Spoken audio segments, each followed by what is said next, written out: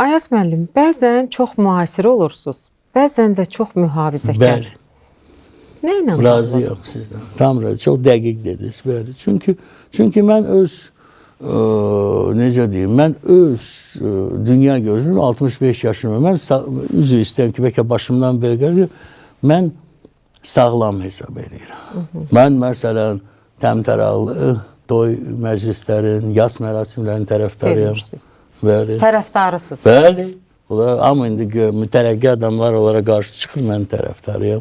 Çünki millətin adətləri, millətin canı buğday var. Nəyi pisdir ki? Təmtəraqlı toy mərasimi, yas mərasimi. Orada tarix, ənənə və müasir həyat olaraq toqquşur. Burada da inkişaf gedir.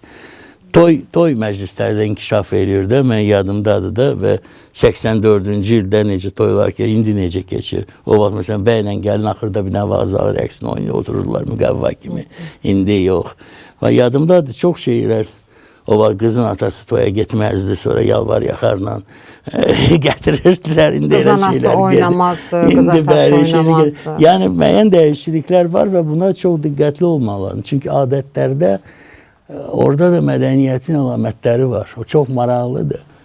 Çox maraqlıdır. Ona görə də mən yəni bu bizim adətimizdir. Bu bizim yəni mən adətlərin, milli adətlərin çox böyük tərəfdarıyam. Yəni həvəskarıyam.